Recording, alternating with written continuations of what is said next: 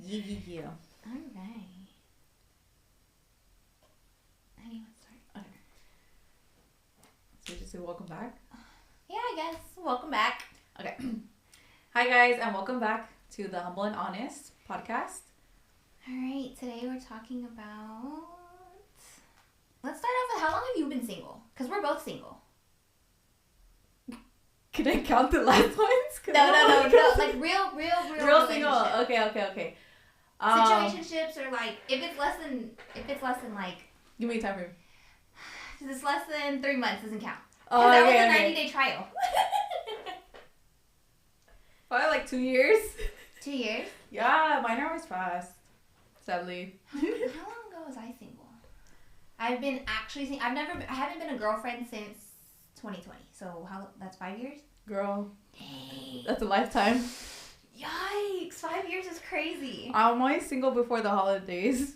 I actually always have a situationship during the holidays. You do? Yeah. I can't do that. I think it's because I'm such a good gift giver. Oh. And they be using me. Right. They know. They're like, I need her. I need her. Mrs. Claus. Okay. So when you hear the word solitude, what comes to mind for you? Obviously being alone. But like not in such a negative, not with like a negative connotation. Mm-hmm. You know, like I feel like solitude is when you're happy alone and you're not lonely. Does that make sense? Because you can be alone and lonely, but you can be alone and not lonely. Yeah. There's alone and then there's lonely. Yeah. Like, I like to be alone. I love being alone. I love my solitude. So solitude to me pretty much means the same thing that you said. Mm-hmm. It just means like by yourself, recharging, just doing things on your own. And yeah, just solitude by yourself. So then have you always been comfortable being alone? Or was it something you had to Absolutely not. Absolutely no, I haven't. Like learning solitude and learning to be alone without being lonely. Yeah. It took a lot, but it took a lot of trauma for me to want to get to that point. Yeah. Because I've always had to be with somebody, whether it's a friend, whoever. Like it's literally whoever. I would DM people like, "Oh, do you want to go here?" You know. Really. And then when I was with my significant other, I lived, eat, breathe. You was under their skin. I had to be with them 24/7. Like I could not function without them. Yeah.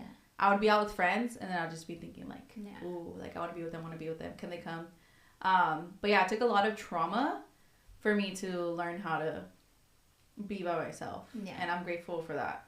No, I agree. I feel like for the longest time, I was super codependent. Mm-hmm. Anytime I was in a relationship, my mood, my day, everything depended on that person. And I feel like I noticed it. I noticed that it was a pattern. I noticed that I was like pushing off family time. I was pushing off my friends. I was losing friends. Mm-hmm. And the last time I was a girlfriend, it was super toxic. And so it got to the point where I got sick of my own shit. Like, I really got sick of my own shit, you know? Mm-hmm. And so I finally walked away. And I walked away during holiday season. And I remember it was about to be New Year's. And it was my New Year's resolution. Mm-hmm. So I was like, you know what? I'm going to force myself to unlearn codependency. I'm going to learn how to be by myself without being lonely. And so that's like the loneliest time. Yeah. Too. During a breakup? Yes. Yeah. Everyone feels alone during the holidays. Yeah. Lonely, not alone. So literally January 2nd of 2022. Can you imagine? I was in a toxic relationship for 2 years. But yeah, January 2. Me too. I booked a flight. And I hopped on the flight and went to a city I've never been and didn't know anybody. To force myself to sit with myself. Oh, dang. Yeah. That's what I admire about you. It's just like how you travel by yourself. But pretty much almost the same thing. I was in a toxic relationship, really, with like a narcissist who isolated me. I ghosted my own family. My mom would call my sister crying because I wouldn't post on social media for 2 hours. And she's like, oh my God, he killed her. Or like he did something to her. It was that bad? Yeah, it was really bad. It was really, it was a really traumatic, like I went through a lot of trauma. And I even had to go through to therapy for it and everything. Yeah. But it was after that relationship that I was like, I don't know how to be myself. Yeah. And then I started going on solo trips. I would take my puppy with me, and I would go get hotels in Laguna or Irvine because I like little staycations. Yeah, because I liked it. I liked it over there, and my little Pomeranian loved the beach, so I would go over there, and I was like, it felt weird. It did feel weird sometimes. It's weird. And I was like, I would get nervous. Like I remember like going by myself, and I would get hot. You know, like when you like you embarrass yourself. Yeah. Like I'd be like, oh my gosh, I'm by myself, and then it just eventually it got like very calming. Yeah. And I was like, dang, like coming from a toxic relationship, like I'm on my own schedule. I don't have to worry about no one's opinions, where they want to eat, if I'm taking too long to get ready, like. So I was like, being by myself is pretty cool. Yeah. Like I get to literally do what I want. Yeah. Like if wake up when you want. Go here, go there, go on a like. I remember I went on a hike when I went on my little staycation, and I was like, you know what? I want a bougie dinner. So dude, then that's the best. I didn't even have like makeup, so I went to Ulta and I bought makeup, and I got ready. Those are the best. Yeah. So when I went on my first solo trip, I went to Chicago. And I did it for 3 days. Everyone was tripping out. Everyone was like, are you okay? Are you safe? But then... Who took you? Literally, they're like, who flew you out? And I'm like, no, I'm here by myself. I realized I had an issue with being alone and that I was bitter because I was walking around by myself and I seen a couple. And I started... I got hella mad. I got hella angry and I was like, why do they get to be happy? You know, I was so bitter. And... I do that sometimes. No, for real. And then I had to go back to my hotel and cry it out. And I journaled it out. And I was like, I can't be like that anymore. You know, like, there's no reason for me to be angry at the world or other people who are happy, you know. Mm-hmm. There's no reason to be envious. And I feel like that was the season of my life that taught me the most is because I forced myself. That whole year, I told myself I would get on a plane once a month. Whether it was LA, like I was living in the Bay at the time. Yeah. Whether it was LA or New York, like I love New York. New York is like my second home. But Chicago has such a deep, like, part of my heart that, yeah. I mean, just like you, when I was out there, I was there for 3 days. I tell people all the time, like, I healed in the skies. And so that's why I'm such a sky girl. Like, I love the sun. Oh my gosh, I love that. So, I healed in the skies. I get a tattoo on you. Because it's like I would fly, so I'm in the sky, right? Yeah, and so like I'd see the clouds. In the sky. But on top of that, I was always going to cities that had sky views. Mm-hmm. And so like Chicago, I went to the sky views. New York, I'm a big girl of like the summit. And it's just, I've sat in these places and really just thought. Like, the one thing that helped me heal was going into those sky rises and those sky views and being like, I'm just a small person in a big world. Mm-hmm. You know, it was a reminder to me that my problems are not as big as I think they are. Yeah. And, but like you did, I went to a fancy dinner. Like, I went to Michael Jordan's steakhouse. It was so fire. Yeah. I had the chef came out and started giving my puppy chicken. It was so cute. I swear, pretty privilege is a thing. It is. And when you do things alone, dude, you get everything. Like, I went on a solo date on Saturday. Yeah, my whole meal was comped. I was That's like, right. I didn't even do And then we got donuts later that night, and our donuts were comped. Yep, they were free. Anyways. Shout out to Duchess in downtown Los Angeles. It's because we have a good heart. Yeah. And it's not like we use it to our advantage, you know? Exactly. Like, I made him giggle. I made him laugh. So I'm pretty sure it's funny. Why do you think so many people, or so many women specifically, fear solitude, especially in their 20s and 30s? Because it's frowned upon. Like, you think so? I feel like now on social media, it's like, oh, let's heal. Let's go on our self-love journey. But people, are they really doing that? Or are you just posting quotes, you know? And I feel like that's why a lot of women are fearful, because they don't know, they actually don't know how to do it. And they don't know people who have done it. They're just reading quotes, you know? Yeah. So like like I said, like when I went and put myself in that position to go on a solo date, it was uncomfortable. Yeah. But imagine, like, I'm an extrovert. I'm as extroverted as they come, you know? So imagine someone who's an introvert. that's gonna be really hard for them. Like, cause even going to the movies by myself was hard. Like, I had to put on a hoodie, and I was like, it's weird. And in my head, I'm like, oh my god, like they probably think I'm like a loser or weird because I'm coming by myself, and like in reality, no one cares. No, you know. And it's like before you would look at people and you'd be like, oh, I wonder why they're alone, and you would feel bad. Yeah, right? And I'm like, now. But then you do it, and then you're like, alone, stop talking to me, please. Yeah. I purposely go grocery shopping with my headphones in. Yep. Don't talk to Same. me. I'm a busy person, so like those times that I get to be by myself, I really try to, be by myself. So I put my headphones in. Yeah. Last night I had a solo dinner. And everyone's like, why don't you invite me? Why don't you do this? I'm like, because I want to be solo. Right. I want to be alone. What did Jason Derulo say? Riding solo. I was riding solo. And sometimes it's like, especially when you get to know yourself and you know your boundaries and your limits, I feel like you start to learn that sometimes you're not grumpy. You're just overstimulated. And let me tell you, my career choice, overstimulation, AF. Because you work with kids. And it's like with me being a hairstylist, like I think people look at me and they're like, she plays Barbie all day long. And it's like, you're a therapist. Dude, I'm a therapist. It's like people dump crazy things on me. And like spiritually, like it takes me hours to like let it go. Yep.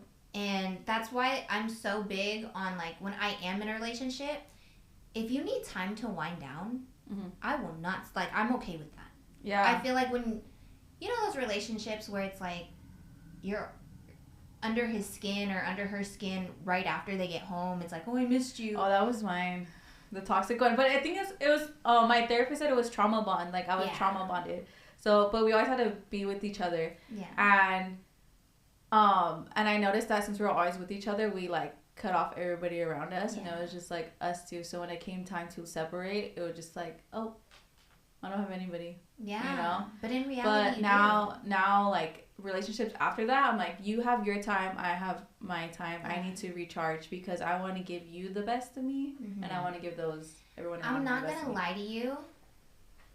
In a relationship, I'm so for boys' nights, like.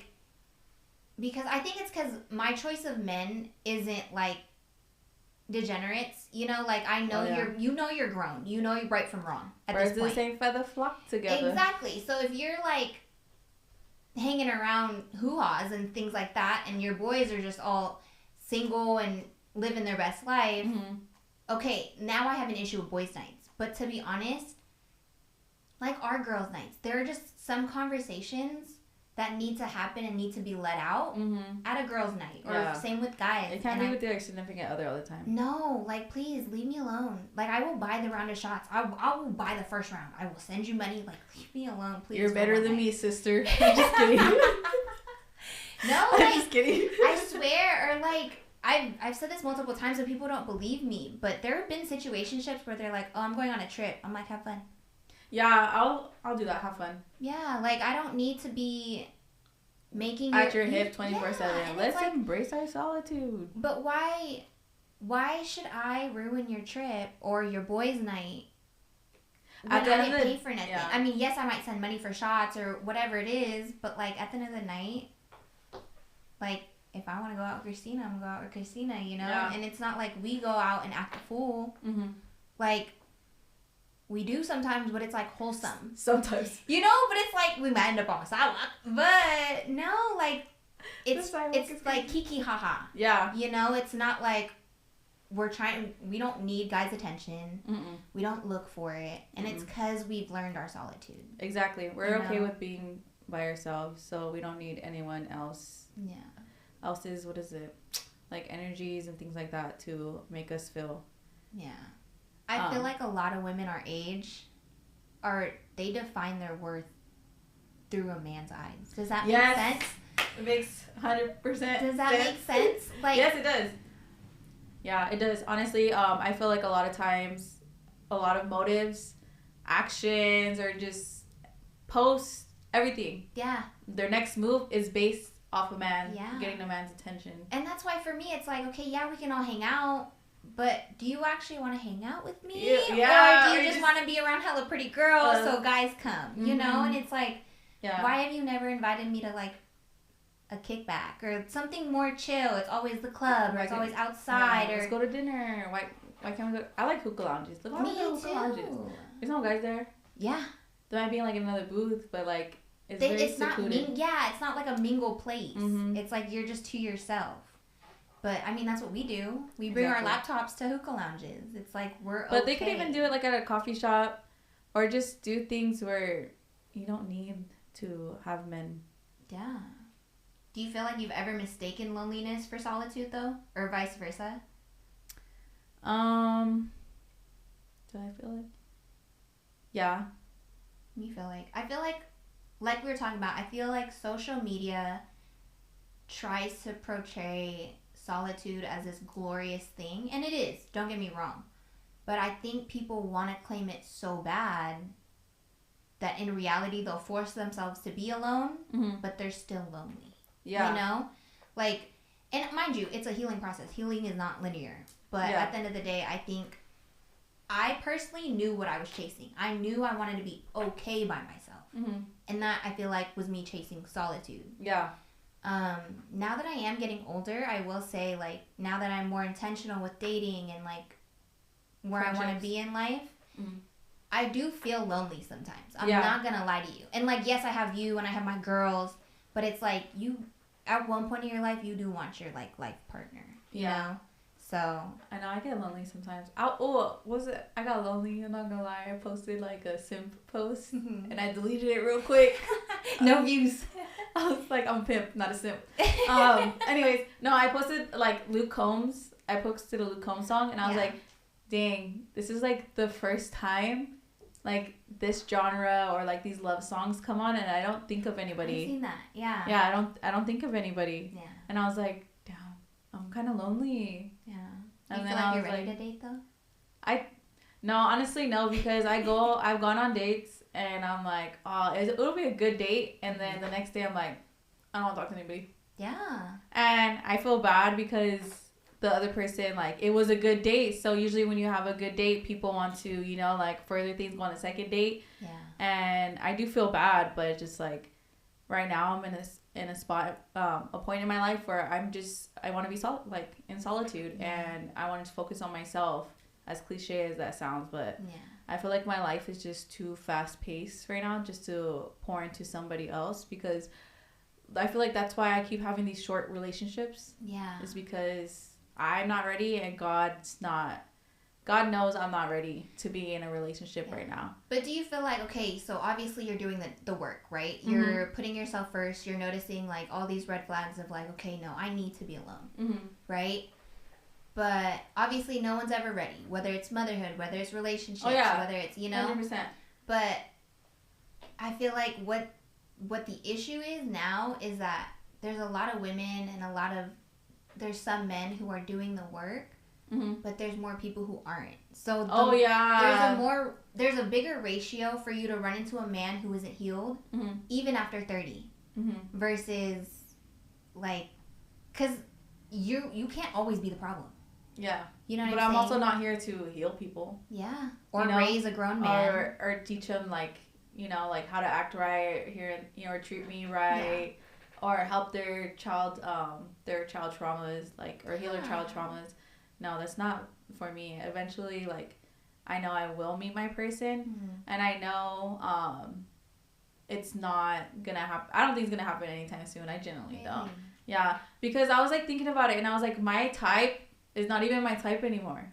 Like, I don't even have a type. Dude, you know, I told my girl this. I said, the moment your type isn't your type anymore, it's gonna come. Like, it's so weird. Once you start Don't wish that evil upon me. I'm not ready yet. I'm not where I want to be yet. No, but like... Stop it. I take it back. But you never know. You never know, right? You might come across a guy who's willing to love you, and you end up scaling completely 180. I was just telling my cousin about this. He just got in a relationship. I was like, the next relationship I get into, that man better sweep me off my feet. Like, he needs to sweep me off my feet. Yeah. Otherwise, no. I'm not double turning my head twice. You know what I've learned in solitude? I personally do not want butterflies. You want butterflies? No. Like, I don't want if you... My last man didn't give me butterflies and look what that got me.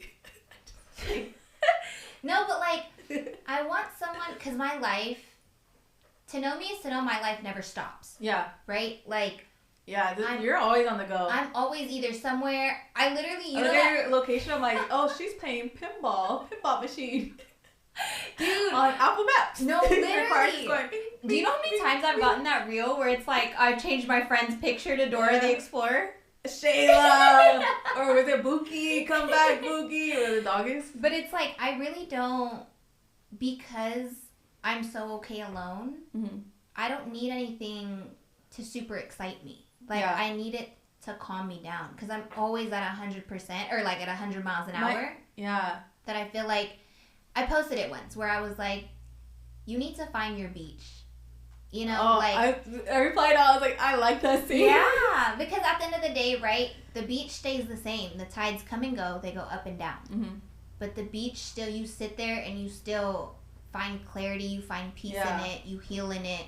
And it's like, I've always said, okay, yeah, cool. You can go and find your fireworks. Yeah. I don't want that. Because if you think about it, I said something about a fire, or people look for their flame, right? Their twin flame or a spark. Right. But those things go out. Mm-hmm. The beach never leaves. Yeah. So, and that was my point of like, okay, I want my beach. And I think because I found my solitude. No, I get you. You know? Yeah, no. It's easier That's so beautiful. Yeah, because it's like, I don't know, like I said in the post, like a match, you can only use it once. Mm-hmm. You know? A lighter, you have to press it for it to go. And it's like, lighter fluid goes out. Mm-hmm. But it's like, does the beach ever run out of water? No, it never does. And that's why I'm always like, I want my beach. I don't want a flame. I don't want a spark. Mm-hmm. But yes, like, obviously, you know, like, I want an attraction. I think people get that, like, incorrect. I feel like what do you mean? Like, getting attraction, like, people want an attraction, but they get it incorrect. What do you mean by that? Because, like, I feel like people say, oh, I want my twin flame. Or I want a spark. Or do you just want to be attracted to that person? Oh, yeah. You know what I'm saying? By me, like, when I say swept off my feet, it doesn't mean, like, shower me in gifts. Yeah. It means, like, shower me with love. Not love bombing. No. No. We don't do that either. My therapist told me what love bombing was. He's not going that route again. Mm-hmm. No. So not love bombing, but just, like, that emotional, mental, you know, like, love and, like, support, consistency, all of that. All those other eternal, like, factors. Yeah. That's how I want to be swept off my feet. Not in the physical form. Yeah. Not in the materialistic form. Been there, done that. That doesn't do anything. If that stuff is temporary. That stuff's not going with you into the eternal life. It is not.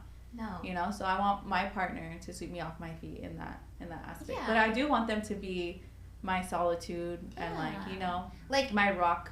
I think once my you calming learn place, my beach. Your beach. Once you learn your solitude, you realize, one day I'll find my beach. My life is peaceful. Mm-hmm. So you either add to that. Oh, yeah. Or you dismiss yourself. Mm-hmm. It doesn't matter if it's friends, family. Okay, you might get like a little. You might get like 4 chances, you know. But if it's like friends or somebody that I'm talking to, you're not about to stress me out on my own phone. You're not about nothing. Like, no, you gotta go. You gotta go. I was like fine without you, and you're coming in with your You either add or you leave. Mm-hmm. There's nothing else. Yeah. What does being your safe place actually look like in your everyday? Like, what's something that you feed your solitude with doing every day? Oh. Do you think it's an everyday activity? Yeah. Okay. I feel like it is. I do too. It has to. The gym. Okay. Yeah. The gym is one of them. But I have a lot to say about that. But I'll talk about that later. But also, like, wake up with the slow morning. Slow mornings? I need to wake up. And then there's my little... It's called Jesus Calling. It's a daily devotional. That's dope. I need to read it. Mm-hmm. Go cook my breakfast. Put on worship music while I'm cooking my breakfast. Mm-hmm. You know, and I talk to God, do that, do all that. And then I journal. And I feel like that is my solitude. That's my safe space, I mean. Yeah. That's my safe space, yeah. If I don't do that, I notice my days are hectic. And when I started doing that, my coworkers were like, "Oh, you're pleasant today." Yeah, dude, I tell people all the time. They're like, "Oh, you're glowing," and I'm like, "It's I had my slow morning. I got my safe space now." No, it's true. I tell people, I might always be on the go, and I might be a complete hustler, always at 100 miles an hour. But you will not take my slow morning from me. Yeah, because that sets the tone. It does. Yeah, and honestly, like that's why I changed my schedule on Mondays too. To start later is because your Mondays set your week and like your mornings set, the rest of your day. Yeah. I feel like another thing that I do is I've learned my boundaries. Oh yeah. I'm a big fan of Do Not Disturb now. Like I am Do Not Disturb. You were always on Do Not Disturb. Yeah. But like not even that. Like of course if I love you, I've learned to communicate when you're always stimulated. I don't want to talk. Give me grace today. Yeah. Today's I do that too. Sometimes I don't do it. But I can hear it. Like I can. Once you get to know, like we know each other at this point, where those are the days I'm like, okay, I'm gonna keep it short. Yeah. Like she's, she's overstimulated. Yeah. I was like, I'll see you later. Sorry. No, but it's true. Like sometimes, I think protecting your peace is obviously a part of solitude, and it's like people take advantage of that too. Like they're like, oh, she's very good at advice or here or there. She's a great friend, but they don't respect the solitude sometimes. Yeah. And like I'm not here for your I'm not just a pick up and leave. Yeah. Like you don't get to push a button. I'm there. Yeah. No. So I feel like also I gotta recharge. Yeah, especially if you want me to be a good friend. Yeah. Also, yeah, exactly. Yeah. And the gym too. Like the gym is like my safe space. People are like, oh, let's catch a workout. Let's do this. No, like I'm sorry, but that's that one time. I have ADHD. I like think about so many things at once, and that's the one time where I'm like focusing on one thing. Yeah. And it's like the workout, and I feel like that's like when I'm at my most calmest. Yeah. And that's why like a lot of people are like, oh, you look so unapproachable at the gym. Don't approach me, please. Right. That's why I look unapproachable. I do not want to be approached. But yeah, I don't like. It's not that I get gym anxiety too, but I just don't like talking to people there. Yeah. Like I'm friendly, I'm goofy. I'm in the gym because like that's the time that I get to recharge myself, my mental, like I'm relaxed and everything like that. And I notice when I don't gym, my anxiety is high. I'm really like snappy with people, and I feel bad, but at the end of the day I know myself, and I know like I'm like, oh, it's because I haven't worked out. Yeah. I need to work out, and that's why people are like, are you guys in the gym? I'm like, because sweating my demons out. I'm sweating my demons out. Yeah. Man, how does faith play a role when you're finding peace in your solitude? I'm going to God. Even though it's solitude, I still need Him by me. Yeah. I seek when I'm feeling overwhelmed or anything like that. Like He is my safe space. Yeah. God is my safe space. When I feel like I'm at my lowest, God is my safe space. When I'm angry, He's my safe space. Yeah. So just that's how my faith plays into it, because without Him, I probably wouldn't have solitude. I wouldn't have a safe space. Because like I said, what is my morning safe space? Yeah. What do I start with? Yeah. My devotionals. Dude, once I started venting to God, instead of, because I feel like people don't understand. Sometimes I don't need advice. Yeah, you just need someone to listen. I am not a fan of unsolicited advice, right? And so I tell people all the time, I personally know my boundaries, and I need to be asked before I vent. Yeah. Do you need to be helped? Do you need to be hugged? Or do you need to be heard? Because depending on which direction you go, I will react a certain way. Oh, yeah. I've been there. Yeah. You're like, this is making me feel uncomfortable. I was like, I'm so sorry. I love you. Yeah. And so it's like, I feel like we know God's not going to reply in words. He might. He's going to do, He's going to do it in like, there's going to be signs. Like, God is speaking to you, but are you listening? And it's not just like His voice. Like, no, something might happen to you. Someone might say something to you or do something to you, or a plan might not follow through. Yeah. And that's God. Yeah. Or if you're running late. Yeah. You're like, you're so hard on yourself, and you're just like, wait, I might have missed something, But, yeah. Have you ever felt pressure to fill silence with people? Or distractions or dating? Elaborate on that. Wait. Like when you're too alone, when it's too quiet, and you're in your head, do you feel like you fill that space up with distraction? Girl, I have ADHD. She's like, it's never quiet. It's never quiet. No, I feel like I have to. Like, it's just like, you know, like if there's silence, I'm like, oh, I need to go do this. That's why I'm always working. People are like, girl, you have a great job. Yeah. Why are you doing all this extra stuff? Because I need to fill it up. It's distraction. But this year, I've calmed down a lot. I took time. Like I said, I need to focus on myself. Yeah. Like, not just, oh, I need to focus on myself and leveling up. Like, no, I need to focus on me, wellness, my mental health, everything. So that's why I used to feel pressured to fill it up with distractions, but now I'm trying to, like, relax. Like, I even have an app on my phone that my best friend told me to download, and it locks me out. And our friend, Johnny, Johnny Crash, what do you call it? He was like, oh, I'm sorry, don't look at your messages. I'm like, it's not by choice.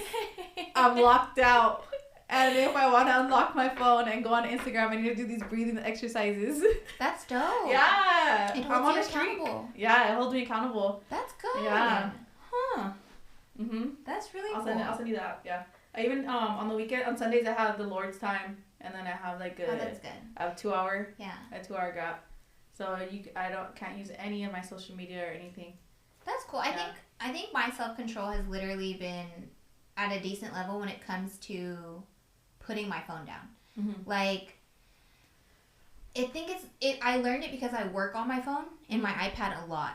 And so when I'm with people or I'm at church, I have different do not disturbs. Like, okay, if I'm on do not disturb, like you, my friend Chriselle, both of my best friends, notify anyway. No, but like your guys' text message goes through. So it's like both my best friends, you, my sister, you guys always go through on do not disturb. But if I'm on work, no one goes through. Or if I'm because I have one that says strengthening my faith, nothing, not even my favorites go through. I love that. So I feel like that's helped me a lot. Like, being able to be okay off my phone, you know? But I think it's easier for us than the younger generation. Oh, yeah. Because we grew up without phones. Yeah, we did. I was out in the backyard. Like, I used to have horses and stuff. Yeah. A lot of people don't know this about me, but I was so tomboy. Like, I would clean the horses' hoofs out. My sisters would be inside with my mom, and I'd be outside, like, shoveling horse poop with my dad, and I'll get a kick out of it. Right. Or I would make, like, mud pies. I had a goat. Instead of dogs, like, we'd walk our goats and stuff. No way. Around the neighborhood? Yeah. No. Yeah. It was sick. Yeah. I had chickens out. I had a llama. No, you didn't. Yeah, it actually attacked me, girl. You ever been stomped out by a llama? No, but I've heard they're, like, short-tempered. They are. He would spit. Yeah. He would spit out my horse a lot. I've heard that. What's something you've learned about yourself in solitude that you wouldn't have learned in a relationship or a group setting? Myself. I feel like I learned a lot about myself, like a lot of my likes, dislikes, you know, all that, that I wouldn't have learned in a relationship, you know, because I feel like when I'm in a relationship, I'm always worried about the other person. Yeah. Ooh, are they happy? Ooh, let's do this and make them happy, and I feel like I wouldn't have learned much about myself. Especially in friend groups too, I noticed like, because I go to festivals. Yeah. And I never really have fun. I have fun. Yeah. But do I have like true, genuine fun? No, because I'm always worried about the other people. Like, are they having fun? Yeah. Are they okay? But when I was like spent that time by myself. Yeah. I learned me. You know. Yeah. I mean, I feel like same, right? I learned about myself, but I unlearned a lot of my people pleasing qualities. Oh yeah. Because I'm a middle child, and I feel like it was always like. My parents always told me, like, you're the tough one. You're the tough cookie. So you have to watch over your sister and your brother, you know? And it's like, dang, who's watching over me, you know? I'm a baby, so. But, yeah, I think I unlearned a lot being in my solitude. And I feel like when I learned my solitude, I learned the word no. That's a hard word for me. Oh, yeah. Because I will literally spread myself so thin to make everybody else happy, and then I'm breaking down in my kitchen, like on the floor. You know, I still can't say no. You know, but I think through solitude, I've learned to say no in a respectful manner, you know, but I do feel like when people don't know their own solitude, they take no as an attack. Oh, yeah. Like, yeah. You know? Definitely. And I feel like that has to do a lot, too, with, like, maturity, too. Yeah. Emotional and mental maturity. Yeah. Yeah. Is it the... Can I ask the next one? What would you say to a woman who feels terrified of being alone right now? It's not as bad as you think. Period. No. Clock it. It's not as bad as you think. Like I said, I used to go and like just feel like I was embarrassed, you know, and get all hot and like thinking of all these things. Like I was scared, and afterwards it was the best thing ever. Yeah. You know, and being alone is not as bad as you think. Also, like, there's a difference between being alone and like lonely. Yeah. If you feel lonely, just pour into those who pour into you, you know? Like, whether it's, if you have children, your children, friends, cousins, family. It doesn't always have to be a man. Yeah. Or your significant other. Yeah. I feel like to piggyback on what you said, I would tell women it's only scary the first time. Oh, yeah. Like, whether it's your first solo trip, or it's your first date night by yourself, or if it's your first time going to the movies, it's gonna be weird the first time. Oh, yeah. Every time. But after that, you realize, dude, after traveling by myself, I'd much rather travel by myself. Than with somebody. Like, because you were too worried about the other people. You know, you're on your own time. Yeah. If you want to change your own schedule, you get to change it. Like, I'm not craving this anymore. I'm going to go do that, you know? I also tell a lot of my girls, because, like, a lot of my girls jump from a relationship and don't know, they've never really sat with themselves, right? Mm-hmm. And I tell people, even my guy friends, I'm like, you need to date yourself. Oh, yeah, date yourself. Date yourself, because it's like, if you can't sit with yourself, why do you expect someone else to sit with you? Exactly. Yeah, I always tell people, because I used to personal train, and that's when I started, like, dating myself. And at first it was weird, but then I started telling the women, like, go on a solo date. Like, learn yourself. Date yourself. And when you feel, like, you know, okay with yourself and you're enjoying it, then start going on dates. Yeah. I've always said that. For sure. But when do you feel like, because I feel like women, right? They feel like being alone is a punishment. It's not. I don't think it is at all. It's honestly like, I feel like it's a reward. It's a privilege, you know? Right, but how do you feel like our mindset of, because obviously we've been single for so long. Oh, yeah. We have learned our solitude. How do you feel you learned to go from being hard on yourself about being alone to being like, I'd rather be alone? Like, where did that switch flip?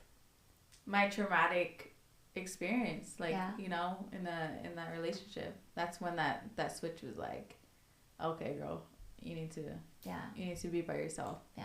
Be by yourself. And because I had cut off everybody around me at that point. Not by choice. It was just more of like, I was like manipulated into. Yeah. And then like even my cousin cut me off. Wow. Yeah, because he said it hurt him to see me doing that, you know, being in a relationship like that and taking that abuse and all that. Like, it hurt him. Yeah. So he loved me from afar. I had a lot of friends unfriend me when I was going through my toxic relationship. He would still ask my family, like, oh, how is she doing? But again, my family didn't know, really, because I just played it off like, oh, it's cool. But I pretty much ghosted them. I stopped going to family events, parties and stuff crazy. Like that. And now, but yeah, that's how, like, that was when that switch. Yeah. And I thought it was gonna be like terrible being alone, but I was like, anything is better than being with, you know, that toxic relationship.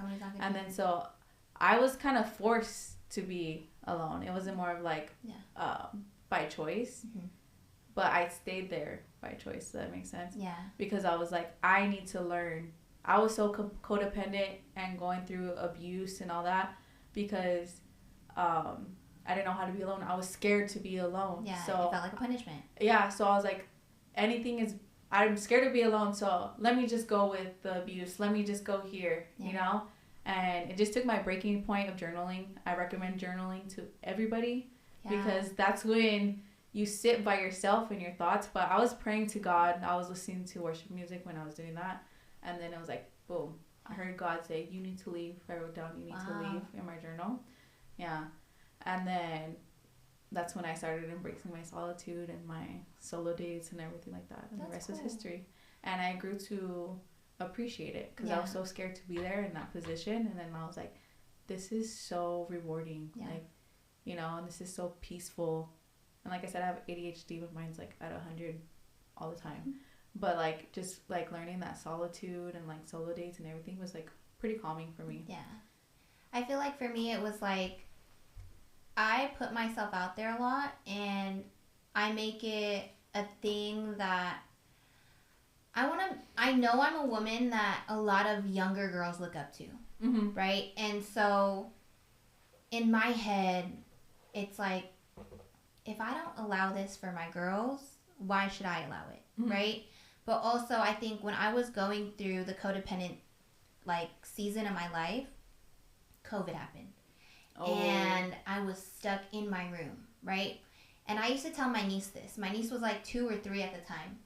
And she wasn't really a crybaby, but like when she did hurt herself, I'd look at her and I'd laugh. Because it's like, if you freak out, they're going to freak out, right?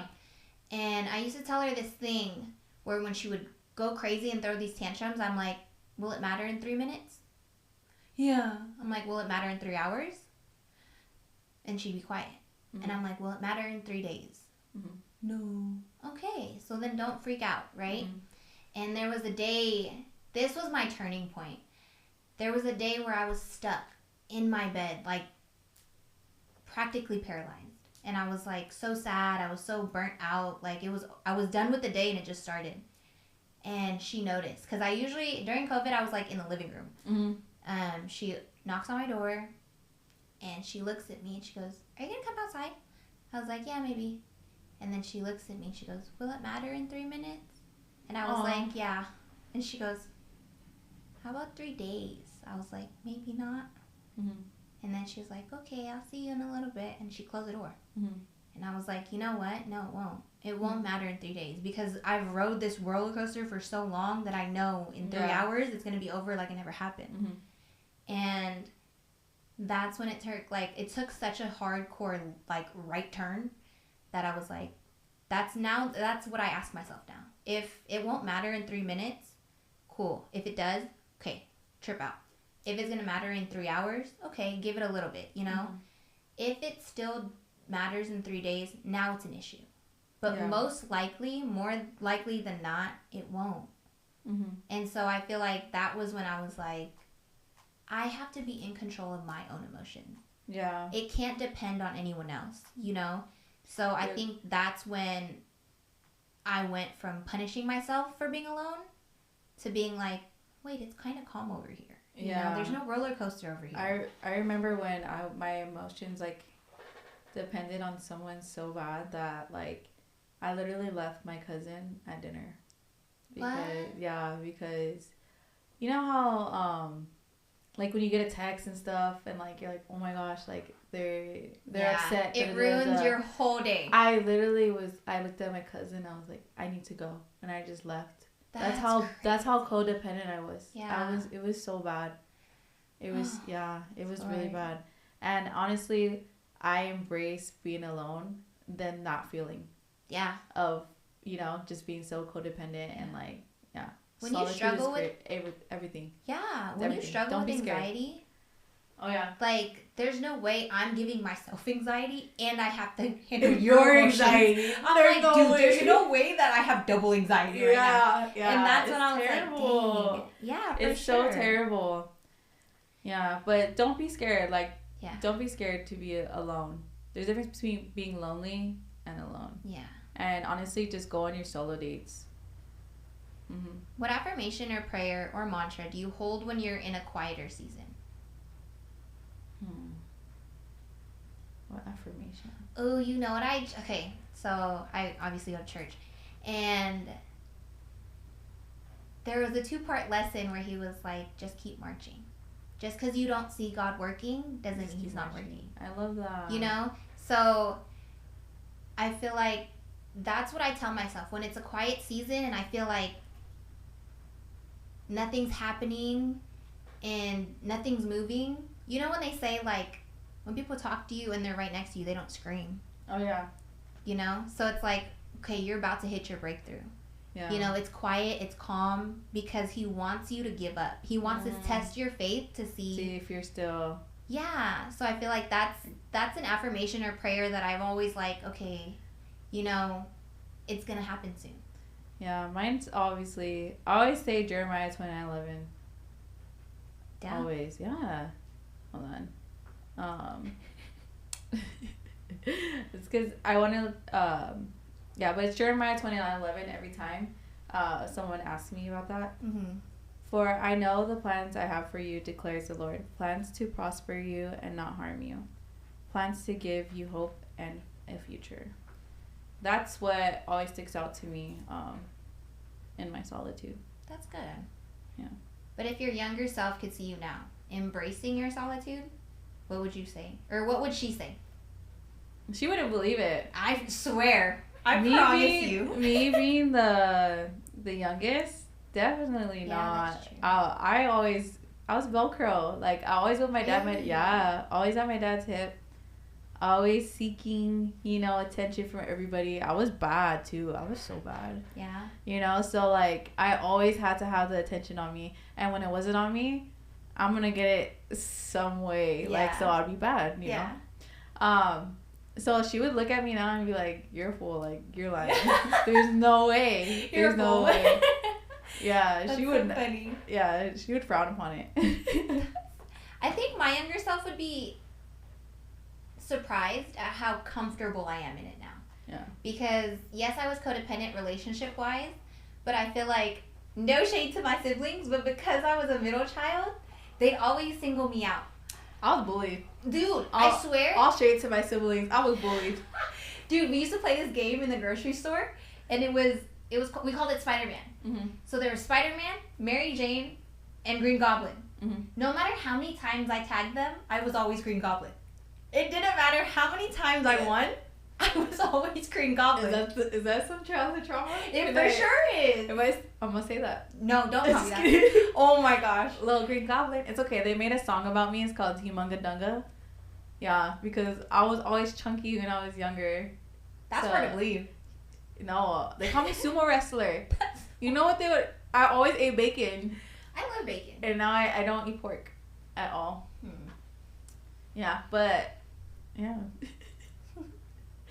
Being the youngest, definitely being the middle has taught me my solitude at a young age, but then also, to be honest, I think my personality is so big that I feel like I don't always completely click with people. Mm-hmm. And so I feel like I'd walk myself to class and like I'm okay sitting in the back by myself. But obviously at that age, it's like I wanted to have friends and like, yeah. But I don't know. I guess I always knew I had a different mind and a different like taste of people. Yeah. That I guess, yeah. But yeah, now I just embrace solitude. And what I want to say to those like who are scared, do not be scared. Yeah. Embrace it. Just try it. And just like when you're going on your first date, you're gonna be nervous. Just like how you're gonna go on your solo date. Just do that. Yeah. And you have to do things like that to embrace your solitude. Yeah. I agree. To close off the episode though, what's one humble and honest truth you'd leave with our listeners right now? You go first. Girl. Just kidding. What humble and honest truth? If it's comfortable, you won't grow. Oh, yeah. If it's uncomfortable, that's where the growing happens. And so I feel like solitude is something you have to be uncomfortable with. Mm-hmm. And like we said a while ago, it's only uncomfortable the first time. Exactly. So, you'll never grow. The growth happens in the uncomfortable. It does. One humble and honest truth. We mentioned it before, but I'll always say this. Just because you're by yourself doesn't mean you're lonely. Yeah. Find you're alone, but not lonely. So just find you're alone. Yeah.